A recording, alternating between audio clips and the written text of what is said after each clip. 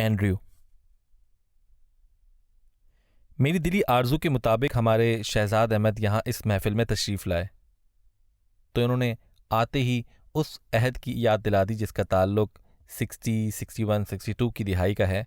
मुझे सही तरह से सन याद नहीं रहा और इस बात का ताल्लुक एक हद तक उस दरस रूहानियत से मिलता है जिसके बारे में मैं इल्म हासिल करने के लिए और तालीम पाने के लिए बड़ी बड़ी जगहों पर घूमता रहा। लेकिन ये मेरा इब्तिदाई दौर था और मेरा इस रूहानियत के बखेड़े में पढ़ने का कोई इरादा नहीं था, ना ही मुझे इससे कोई दिलचस्पी थी। शाम के वक्त बच्चों के साथ खाना खा रहा था कि हमारे दरवाजे पर दस्तक हुई तो मैं गया। जाके दरवाज़ा खोला तो वहाँ एक बड़ा दुबला सा नौजवान, दाढ़ी, सुनहरे बाल, अंग्रेज़ी मिजाज, घिसी हुई जीन्स पहने हुए और आधी आस्तीन की कमीज पहने दरवाजे से लगा खड़ा था चौखट से। तो उसने मुझसे कहा, आर यू अशफाक अहमद? मैंने कहा मैं ही हूं। तो वो कुछ देर चुप रहा, फिर मेरे चेहरे को देखता रहा। फिर उसने कहा, मुझे आपसे कुछ मालूमात हासिल करना है कि आप रूहानियत के बारे में कुछ जानते हैं। मैंने कहा नहीं, इससे मेरा कोई ताल्लुक नहीं। मैंने इसके बारे में पढ़ा ज़रूर है, मैं ये कह सकता हूँ कि मैं इस इल्म का सहाफ़ी हूँ ज़्यादा से ज़्यादा, लेकिन मैं इसके अंदर दाखिल नहीं हुआ, मुझे इसका पता कुछ नहीं। उसने कहा, मुझे बड़ी मायूसी हुई। मुझे तो किसी ने कोयटा में बताया था जहाँ से मैं अपना ट्रैवल चेक कैश करा रहा था। अशफाक साहब से मिल लेना, वो आपको बहुत सारी मालूमात बताएंगे। मैंने कहा, मैं इसके बारे में कुछ नहीं जानता, लेकिन तुम कहाँ ठहरे हो? उसने कहा, मैं रेलवे स्टेशन लाहौर वहीं रहता हूँ। मुझे आए हुए 3 दिन हो गए हैं। इससे पहले मैं हिंदुस्तान में रहा, बनारस में 1 साल रहा और वहाँ से फिर मैं खटमंडू चला गया। खटमंडू में मैंने तांत्रिक विद्या का इल्म हासिल किया, वहाँ 10-11 महीने रहा। तांत्रा का इल्म हासिल करने के बाद मेरी कोई तशफ़ी नहीं हुई तो फिर यहाँ आ गया लाहौर में। किसी ने बताया कि लाहौर भी रूहानियत का गढ़ है। मैंने कहा, यह मदीनतुल औलिया है तो सही, लेकिन मैं इसके बारे में कुछ ज़्यादा जानता नहीं हूँ। सच्ची बात यह कि मैं जानता ही नहीं हूँ। वो मायूस हुआ। चेहरा शहजाद उसका बिल्कुल आपको आसानी होगी जानने में D.H. लॉरेंस से मिलता जुलता था। उतना ही दुबला, वैसी ही शक्ल, वैसी आंखें, वैसी नाक, वैसे उसका अंदाज खड़े होने का, गर्दन भी। मैं वापस अंदर आया तो मेरी बीवी ने पूछा, कौन था? मैंने कहा, कोई बाहर का आदमी था, गैर मुल्की, ये पूछता था।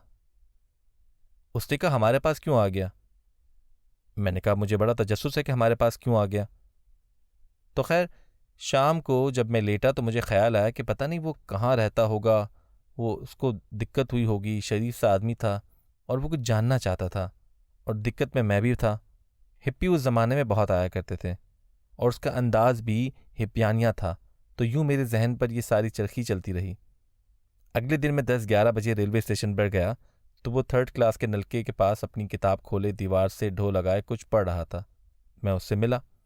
मैंने कहा, मैं माफ़ी चाहता हूँ, कल आपके साथ ठीक बात ना हो सकी। आपका नाम क्या है? उसने कहा, मेरा नाम एंड्रयू है। मैंने कहा, तुम यहाँ कहाँ रहते हो? कहने लगा, मैं यहीं रहता हूँ। मैंने कहा, तुम्हें यहाँ दिक्कत होती होगी। उसने कहा, नहीं, दिक्कत कोई नहीं, हम आम आदमी हैं, ऐसी कोई मुश्किल नहीं। यह बहुत अच्छा है, पानी मुझे मिल जाता है पीने को, खाने को 1 समोसा खा लेता हूँ। मैंने कहा, तुम ऐसे करो, मेरे साथ चलो घर, और वहाँ तुम्हें थोड़ी सी आसाइश होगी, मेरी तबीयत पर बड़ा बोझ है।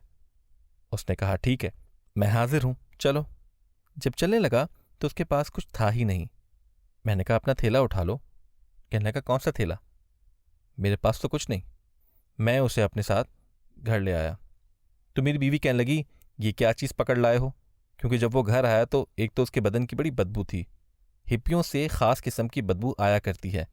दूसरे, जब वो बैठ गया तो उसने मुझसे कहा कि क्या मैं सिगरेट ले सकता हूँ? तो मैंने कहा, हाँ, पी लो। जब उसने सिगरेट पिया तो मेरी बीवी ने कहा, ये कैसा सिगरेट है, इसमें तो और किस्म की बदबू है। तो मैंने कहा, ये ऐसे ही होता है, इजाज़त दे दें। कोई बात नहीं, उसे इजाज़त दे दें। तो कहने लगी, आप इसे क्या करेंगे? मैंने कहा, हमारा यहाँ एक कमरा है, बड़ा अच्छा सा, खाली पड़ा है, तो उसमें रह लेगा, पढ़ा लिखा आदमी है। तो उसने बहुत बादल नख्वास्ता कहा, अच्छा रह ले। कितने दिन के लिए? मैंने कहा, मुझे पता नहीं कितने दिन के लिए। वो सुबह जब उठा तो उसने कहा, अशफाक साहब, I am not a real poet, I am sort of a poet. मैं शायर तो नहीं हूँ, लेकिन मैंने एक नज़्म लिखी है रात को।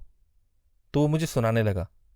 मैं शायरी से बड़ी रग़बत रखता हूँ, लेकिन इतनी गहराई में जाने के लिए जबकि मुश्किल नज़्म हो तो फिर मैं रुक जाता हूँ कि मुझे लिखी हुई मिले, ध्यान से देख कर कुछ समझूं। लेकिन वो सुनाने लगा अंग्रेज़ी में, तो मेरी बीवी आगे होके बैठ गई। वो चूँकि कॉन्वेंट की पढ़ी हुई थी, उसको ज़रा आसानी है, तो उसने कहा, एंड्रयू प्लीज से इट अगेन। उसने फिर पढ़ा तो वो जनाब बिल्कुल उसकी मोहब्बत में मुब्तला हो गई और मैंने शुक्र किया कि मेरे ऊपर बोझ नहीं रहा। तो उसने कहा, do you write, have you written something else too. उसने कहा, मेरी एक कॉपी है जो जेब में थी। उसने 2-3 नज़में उसमें से सुनाई तो मेरी बीवी कहने लगी, ये तो बड़ा कमाल का पोइट है, गज़ब का है ये तो। और वो ये सारी लंबी लंबी बातें डिटेल से बयान करने लगी। उसको अच्छी खुराक मिलने लगी हमारे घर से, क्योंकि वो बहुत अच्छा शायर था। एंड्रयू साहब वहाँ रहने लगे। हमारे घर में एक कोना था जहाँ कोई नहीं बैठता था, कॉर्नर में, तो उसने अपनी जगह बना ली। दिन भर वो उसी कोने में बैठा रहा, किसी से कोई सरोकार नहीं, कभी हमको डिस्टर्ब नहीं किया, कभी हमसे कुछ पूछा नहीं, कभी किसी चीज़ की फरमाइश नहीं की, बस वहीं बैठा रहता था और लिखता रहता था। शाम को मेरी बीवी पूछती, हैव यू समथिंग न्यू, तो वो कहता था कि एक बंद हुआ, एक स्टेंजा हुआ है, या 2 या पूरी नज़म, तो वो सुनाता था। एक ही उसकी सामत थी और एक ही था वो पोइट, और वो अपना मुशायरा करके शाम को फिर ऊपर चला जाता। एक दिन मेरी बीवी बड़ी परेशान थी और वो भागी फिरती थी, एक कमरे से दूसरे कमरे में, दूसरे से तीसरे कमरे में, और मुलाजिम भी परेशान। वो बार बार जाती थी बरामदे में और बार बार बाहर आती थी। तो एंड्रयू, जिसने कभी दखल नहीं दिया काम में, और अंग्रेज़ आदमी कभी दखल नहीं देता, पूछता भी नहीं, उसने जब आपा जी की परेशानी को देखा तो उठ के अपनी जगह से आया। कहने लगा, मुझे आपसे पूछना तो नहीं चाहिए क्योंकि ये मैनर्स के ख़िलाफ़ है और मुझे दखल नहीं देना चाहिए था, लेकिन मैं ये बर्दाश्त नहीं कर सकता, आप बहुत घबराई फिरती हैं। तो उसने कहा, एंड्रयू, ये तुम्हारा करने का काम नहीं है, तुम छोड़ो इस किस्से को, मैं बस घबराई हुई हूँ। वो बेचारा डर गया। पता नहीं कि मशरिक़ के लोगों का क्या अंदाज़ है, लेकिन जब उसकी परेशानी और बढ़ी, एक आदमी आ गया, एक हथौड़ी और प्लास उठाए हुए, और वो अंदर कुछ खटाखट करता रहा, फिर चला गया वापस। तो एंड्रयू ने कहा, आप मुझे मर्जी कहें आपा जी, मैं तो ज़रूर पूछूंगा कि क्या मसला है। उसने कहा, बात यह है कि मेरी जो कोठरी है जहाँ खाने पीने का सामान रखा है, उसको लॉक लगा हुआ है, ऑटोमेटिक बंद होने वाला, तो मैं अपनी चाबियाँ अंदर भूल गई हूँ, गलती से हाथ लग गया दरवाजे को, तो वो बंद हो गया, अब वो खुलता नहीं। अब मैंने पेट्रोल पंप से आदमी को बुलवा के भेजा। उसने कहा, 60 रुपये लूँगा। उसने बहुत ट्राई किया, उसने कहा कि ताला ऐसा है जो दुनिया का कोई बंदा खोल नहीं सकता, तरखान को बुलवाएं, वो आरी लेके इतना हिस्सा काटेगा, फिर लॉक निकलेगा। उसने कहा कि क्या मैं आपका वो ताला देख सकता हूँ। उसने कहा, तू देख के क्या करेगा मिस्टर पोइट। सो उसने कहा कि नहीं जी, मैं देखना चाहता हूँ। तो कहने लगी, आ जा देख ले। उसने ताला जाके देखा तो उसने कहा, आपा जी, कोई तार होगी। उसने कहा, नहीं, तार तो कोई नहीं है।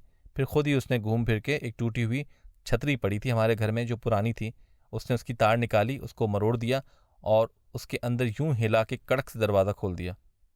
तो मेरी बीवी बड़ी हैरान हुई। उसने कहा, ये तुमने कैसे खोल दिया। कहने लगा, बस ये खुल गया, बस ये खुल जाता है। और कहने लगा कि yes, it was a very complicated lock. तो उसने कहा कि एंड्रयू, मुझे बताओ कि तुमने खोला कैसे। उसने कहा, आपा जी, मैं लंदन का एक नामी ग्रामी चोर हूँ, मैंने 2 साल कैद भुगती है चोरी करने पर। मेरा कैरेक्टर अच्छा था, मुझे 4 महीने की माफ़ी मिल गई, तो 1 साल 8 महीने की सज़ा काटने के बाद फिर मैं जेल से निकला हूँ। तो मेरे सामने कोई दरवाज़ा, कोई लॉक जो है वो कोई हैसियत नहीं रखता। अब वो डर गई। मैं शाम को घर आया तो कहने लगी, ये एंड्रयू जो है ये चोर है और उसको हमने घर में रखा हुआ है। मैंने कहा, इसमें ऐसी कोई बात नहीं। उसने कहा कि उसने खुद इस बात का एतराफ़ किया है। जब मैंने पूछा उससे तो कहने लगा, यस सर, मैं तो बहुत मशहूर चोर हूँ, अगर आप चाहें तो मैं आपको वो अखबार की न्यूज़ कटिंग दिखा सकता हूँ जिसमें मेरी फ़ोटो है। मुझे 4 महीने की माफ़ी मिल गई क्योंकि मेरा कैरेक्टर बहुत अच्छा था।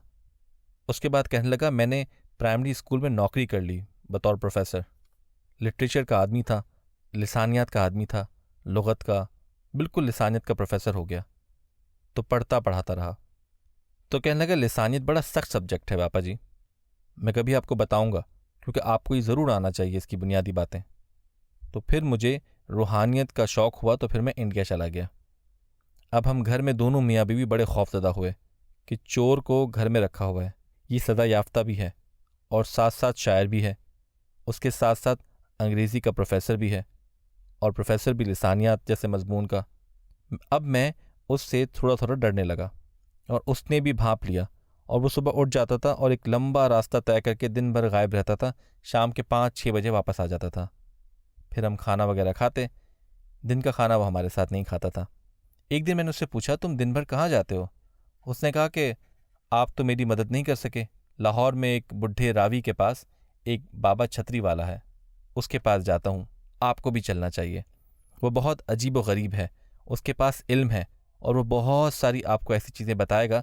तो मैंने कहा मैं ऐसी चीज़ों पर एतमाद नहीं रखता, मैं इन चीज़ों पर यकीन नहीं रखता। उसने कहा नहीं, आप मेरे साथ ज़रूर चलें। तो मैं शौक़ और तजस्सुस के मारे उसके साथ गया।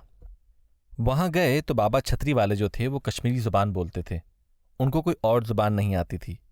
एंड्रयू सिर्फ अंग्रेज़ी बोलता था, उसको कोई और ज़ुबान नहीं आती थी। लेकिन ये दोनों सुबह बैठ जाते थे गुफ्तगू करने और शाम तक एक दूसरे से सवाल जवाब करते थे। अब ये क्या करते होंगे ये वही जान सकते हैं। मेरे लिए तो ये बहुत बड़ा मसला था, ये ऐसे कैसे हो सकता है। वो कहता था कि ये बाबा जो बात करता है ऐसी होती है जो मैंने इससे पहले ना खटमंडू में सुनी ना बनारस में सुनी थी, और बाबा से मैं नहीं पूछ सकता था। लेकिन एंड्रयू को इन सारी बातों का पता चलता है। अब देखिए, इंसान तलाश के लिए किसी तरफ को निकलता है, रुख उसका किसी और तरफ होता है। चला कहीं से, आ गया हमारे घर। हम जो बेयकीने लोग थे, जिन चीज़ों पर एतमाद नहीं रखते थे, उसको वहाँ रहना पड़ा। अब उसने एक दिन बताया कि मेरी एक मंगेतर भी है, उसका नाम जोई है, और जोई आना चाहती थी। उसको ख़त लिखती थी कि I want to join you, तुम कहाँ हो। उस वक्त एंड्रयू का वालिद जो था वो ब्रिटिश रेलवे का रिटायर्ड ऑफिसर था।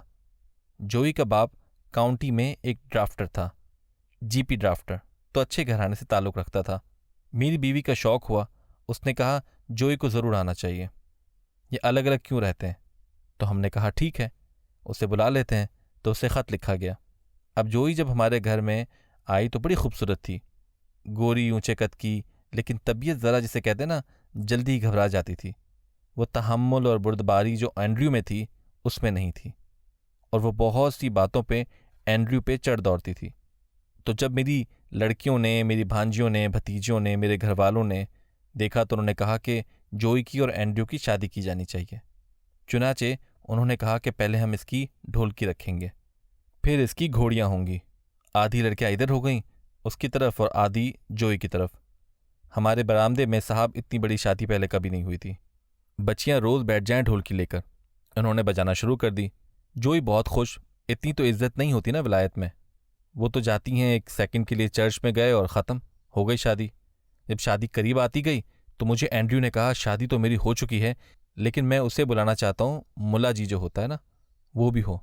मैंने कहा यह कैसे हो सकता है, तो हम क्या दर्ज कराएंगे इसमें। उसने कहा नहीं, वैसे ही आ जाएं। तो मैंने मोहल्ले के मौलवी से कहा आज हमारी शादी है, तो कहने लगा ठीक है। मैंने कहा निकाह पढ़ा दें, कुछ पढ़ दें आप। उसने कहा कोई बात नहीं, नसारा हैं। मैंने कहा हाँ नसारा हैं। अब जिस दिन उसका शादी का दिन था तो वो सुबह चला गया अपने बाबा से मिलने, बाबा छतरी वाले से, और उससे दुआ वगैरह लेने दिन गुजर गया। लड़कियां ढोलकी बजा बजा के थक गईं। शाम पड़ गई, मौलवी साहब आ गए, एंड्रयू साहब का कोई पता नहीं, और हम सारे परेशान बैठे हैं घर में। और जोई जो है वो पिन्स एंड निडल्स लिए भागती फिरती है। रात पड़ गई, रात के 8-9 बज गए। आधी रात को एंड्रयू साहब चले आ रहे हैं। एक सतन पहनी हुई थी घुटनों से ऊंची, और सर के ऊपर एक ऐसा साफा और कमीज। तो मैंने ज़रा शाउट किया उसको। तो मैंने उससे कहा where have you been Andrew. तो उसने कहा I am very sorry, I am lazy, sorry sir forgive me. ये बार बार कहे। मैंने कहा ठीक है, लेकिन ये सारी लड़कियां बैठी हैं, तुम्हारी शादी का सारा एहतमाम हो रहा है, वगैरह वगैरह। तो कहने लगा मुझे बड़ा ज़रूरी काम था, वक्त मुझे मिल नहीं रहा था, मुझे सर्टिफिकेट लेना था तो वो मिल नहीं रहा था, देर हो गई। तो मैंने कहा सर्टिफिकेट कौन सा। कहने लगा जी मैं आज मुसलमान हो गया हूँ और मुझे उसका सर्टिफिकेट लेना था। मैंने कहा कहाँ से लिया सर्टिफिकेट। उसने कहा शाही मस्जिद में मौलवी साहब ने मुझे दिया, मैं ये ले आया हूँ। तो मैंने अपना नाम सुलेमान रखा है। मैंने कहा यार तुझे मुसलमान होना ही था तो मुझसे कोई अच्छा सा नाम पूछ लेता, हमने ड्रामों में इतने आला आला नाम रखे हैं। सुलेमान कहने लगा, ये मुझे अच्छा लगता है। बस हाँ, हज़रत सुलेमान की नकल। उस पर एक कैफियत तारी थी, अजीब व गरीब आदमी था। उसने कहा, मैंने ये नाम रखा है। इधर लड़कियां ढोलक बजा रही थीं, उन्होंने शोर मचा दिया कि सुलेमान भाई जिंदाबाद। जोई कहने लगी, व्हाट हैज़ हैपेंड? अब मैं तो चुप, मेरी बीवी भी चुप। एक लड़की, मेरी भांजी है नीलो, कहने लगी, he has embrace Islam, now he is a Muslim, his name is Suleman. Joey ने यह सुनकर अपने खूबसूरत कपड़े जो पहने हुए थे फाड़ दिए, सर के बाल नोचे, चीखें मारी, जमीन पर लेटने लगी, थूकने लगी और इतनी परेशान हुई कि हमें मुश्किल पड़ गई कि या अल्लाह ये क्या हुआ। उसने कहा, I will kill him. Suleman तो उसको यूं समझाने की कोशिश करे, लुक, उसने कहा, do not talk to me. तुम इतने जालिम हो, दहशतगर्द होते हो, तुम कुछ भी हो जाते मुसलमान ना होते। तुम्हें पता नहीं ये दुनिया की खौफनाक जालिम खूनखार कौम है। उसने कहा, look, I know we are not such people. अच्छा, उसको बता रहा है कि हमारे दीन में ये अकेला दीन है जिसमें दीन पर कोई जबर नहीं है। मैं तुमको कभी नहीं कहूँगा कि तुम अपना दीन तब्दील करो, मुझे इस बात का हुक्म है। वो उसको इस तरह से कह रहा है जिस तरह से अब वो एक और चीज़ हो गया। जोई को हमने समझाया, मुल्ला जी बैठे हुए हैं, इधर आके लड़कियों की ढोलक बंद हो गई, बड़ा रोना पीटना पड़ गया। उसने कहा, आई क्विट, मैं ये नहीं करूँगी। चुनाचे हमने कहा उसकी अगर मर्जी ना हो तो वो कहने लगी, आपा जी नो नो नो नो, एक ही बात करें। मिस्टर सुलेमान, जो कि पहले एंड्रयू था, एक ही बात कहे, लकुम दीन अकुम वलिय दीन। ये पता नहीं क्या कुछ पढ़ा हुआ था कि शादी ज़बरदस्ती नहीं करना। मैंने बताया तो है कि पजामा सा पहना हुआ था, बू भी वैसी आ रही थी। खैर वो उसे छोड़कर वापस चली गई, ये रह गया। तो उसने कहा, कोई बात नहीं, ऐसा हो ही जाता है, हम ज़बरदस्ती करने वाले बंदे नहीं हैं, लेकिन मैं उसको मनाऊंगा ज़रूर, चाहे कोई शामिल हो या ना हो, तो आप मेरी एक मदद करें। मैंने कहा, क्या? मैंने कभी कोई आपसे चीज़ नहीं मांगी, तो मैंने देखी है। मैंने एक दिन स्टोर खोला था आपा जी के साथ चावल निकालने के लिए। वहाँ स्टोर में एक डब्बा था टीन का। सर, उसमें एक बहुत कीमती चीज़ पड़ी है, क्या आप वो मुझे दे सकते हैं? मैं डर गया, पता नहीं क्या मांग रहा है। मैंने कहा, क्या है? तो उसने कहा कि रियल क्रूड शुगर, गुड़ पड़ा था उसमें, हमारा 5-6 साल का गंदा बदबूदार, वो उसने देख लिया था। तो उसने कहा, ये तुमने कहाँ से लिया है? और ये अल्लाह की नेमत, हम तो सफ़ेद शुगर खाते हैं। वो था जो हम भैंस वगैरह को देते थे। हमें उसे फेंकने के लिए कोई मुनासिब सी जगह नहीं मिली थी। तो मैंने पूछा, तुम उसका क्या करोगे? उसने कहा, यू डोंट नो सर, इसमें कैल्शियम होता है, इसमें आयरन होता है, ये सारी चीज़ें मौजूद हैं, ये बड़ी नेमत है, मुझे दे दे, मैं इसका केक बनाऊंगा। मैंने कहा, जोई चली गई, शादी तुम्हारी हुई नहीं, केक बना के क्या करोगे? उसने कहा, नहीं। चुनाचे वो गंदा गुड़ वाहियात उसने घोल के आटा डाल के इतना आला दर्जे का केक बनाया, हम तो खा ना सके, लेकिन वो काट काट कर छुरी से खा रहा था। हमारे घर वालों को एक एक टुकड़ा दिया। तो मेरी बीवी ने कहा, इसकी शादी का है, हमको लेना चाहिए, तो हमने भी लेकर जल्दी जल्दी थोड़ा थोड़ा खाया। तो उसने कहा, मैं अपनी माँ को फ़ोन करना चाहता हूँ। तो मैंने कहा, ज़रूर करो। उसने बरतानिया में माँ को फ़ोन किया कि यहाँ पर मकामी लोगों ने मेरी शादी सेलिब्रेट की मामा। माँ इसके बजाय इससे ये पूछती कि ये कौन लोग हैं, किधर हैं। कहने लगी, हाउ वाज द केक? बस एक ही बात कि मामा 5 पाउंड्स और 10 पाउंड्स। और उसने गुड़ की कैफियत बताई, उसमें कैल्शियम, फलाना आयरन, फलाना फलाना, कोई 18 किस्म की खूबियाँ गिनवा दी। फिर उसने कहा, मैं तुम्हें कल एक कटिंग लेकर पार्सल करके केक की भेजूँगा। केक शादी का बड़ी अजीब चीज़ होती है। फिर अचानक एक दिन वो हमको छोड़कर चला गया। मुझे कोई 1 महीने बाद उसका ख़त आया कि मैं बदीन में रहता हूँ, सवात में एक जगह है और यहाँ दरिया बह रहा है, और अल्लाह मियाँ ने अगर कोई जन्नत ज़मीन पर उतारी है तो वो सवात है, और मैं यहाँ बहुत ही खुश हूँ। यहाँ पर हूँ और मुझ पर अल्लाह का बड़ा फजल है, मैंने जगह ख़रीद ली है। मेरे पास 13 कनाल ज़मीन है। मैंने कहा, वो तुमने कैसे ली? उसने कहा, यहाँ जिन लोगों की ये ज़मीन थी ना, एक बाप और 3 बेटे हैं, इसमें सब्ज़ी उगती है कि दुनिया देखे। और मैं हसरत भरी निगाहों से इस टोटे को देखता था पहाड़ में। तो वो मुझसे पूछते थे, तुम क्या देखता है गोरा? मैंने कहा, ये कितनी खूबसूरत ज़मीन है। उन्होंने कहा, लानत हो, ये कोई ज़मीन है, ये कोई जगह है, ये कोई मुल्क है, दफ़ा दूर। तो मेरा उनका झगड़ा हो गया। मैंने कहा, तुम ज़मीन मुझे दे दो। उन्होंने कहा, तुम ज़मीन हमसे ले लो, 4 वीज़ा हमको लंदन का मंगवा दो। मैंने कहा, मंजूर। मैंने अपने बाप को ख़त लिखा उसने मुझको 4 वीज़ा भेज दिया। उन्होंने कचहरी जाकर ज़मीन मेरे नाम कर दी। मैंने कहा अगर जन्नत है तो सवात है, तो वो कहते थे अगर जन्नत है तो इंग्लिस्तान है। हमें क्या अच्छी चीज़ मिल गई। मैं कहता था अगर जन्नत है तो ये सवात है, पाकिस्तान है। क्या अच्छी चीज़ मिल गई मुझे। कहने लगा अशफाक साहब, मैं समझ नहीं सका ये क्या है। वो लोग जन्नत क्यों छोड़ गए हैं।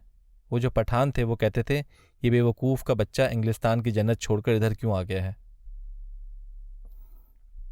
तो ये एंड्रू की कहानी थी जो वक्त की कमी की वजह से मुझे यूं बंद करनी पड़ रही है। फिर किसी महफिल में आया तो फिर बयान करूंगा कि ये फैसला इंसान के लिए बहुत मुश्किल हो जाता है कि उसकी जन्नत अर्जी कहाँ पर है। ख़वातीन व हज़रात, आपका बहुत शुक्रिया और बड़ी मेहरबानी, और अल्लाह आपको आसानियाँ अता फ़रमाए और आसानियाँ तक़सीम करने का शर्फ़ अता फ़रमाए।